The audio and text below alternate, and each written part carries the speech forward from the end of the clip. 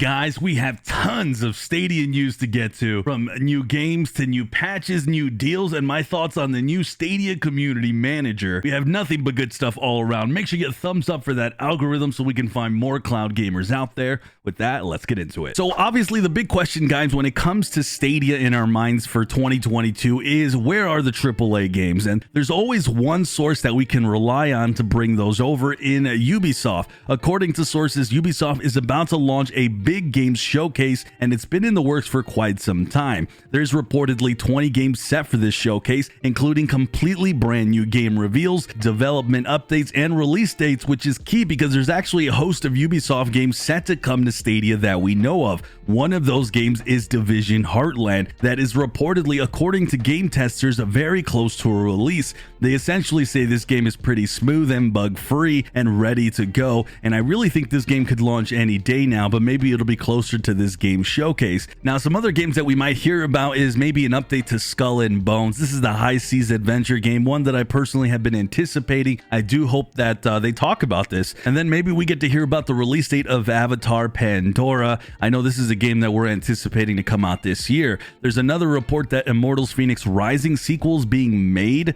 Never been a big fan of the game myself, but I know a lot of you have loved it. Then you have Ghost Recon Frontline. This is going to be a new battle royale, but testers have actually come away from the game, according to them, a bit uninspired, as they said it brought pretty much nothing new to the genre. Then more than likely we're going to hear about X Defiant and a release date for them this year. Then there's also a new Prince of Persia that's rumored. There's also the Prince of Persia Sands of Time. This game's confirmed, and hopefully we get to hear more news about this game. So guys, there's tons of news to come out from Ubisoft. I remember they mentioned over a month ago that they weren't too excited about the lack of releases this year in 2022, as in they weren't excited with the low amount of games coming out. And I think this makes a lot of sense that we're going to see games revealed, and we'll probably hear about a lot of the games launching next year. And I really think we're going to see kind of like a steady release of games from Ubisoft next year, which I think would be really awesome for Stadia users. I personally have gotten into Ubisoft games a lot more. Previously, they were just another publisher for me, but overall they've been really solid. I love that they always support Stadia. They tend to be, of course, the only big publisher as well to utilize a lot of Stadia features, as we saw with Far Cry 6 using Stream Connect. So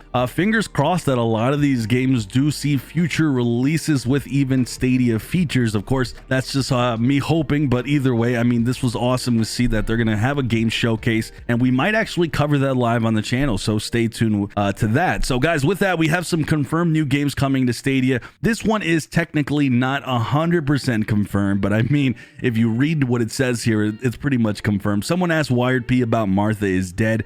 This game now is a pretty much a super horrific horror game. It's intense, and I will stream this game to you guys if you guys give me enough thumbs up on this video. But they responded with a meme in patience you must learn. So again, shout out to Wired P. They certainly have come out of the gate with games on Stadia, but I wish they would have had this game right out at the start. But either way, I'm glad it's making its way onto Stadia eventually. Then we have Worms WMD. This is from Team 17. This was confirmed to come via a tweet, and I mean, the Worms franchise has been around for ages. Glad this is headed to Stadia. It's a solid addition. We don't have a release date, but I think they might have announced this a little too early and maybe by accident, so we'll have to pay attention to see when that gets talked about again. Then we have a curious title here in Project Z. That's Project with a K, and it looks like Stadia will be part of their Kickstarter campaign. There is some gameplay of the game out here. It looks interesting. It's a zombie first-person shooter, and I mean, this is an indie dev, and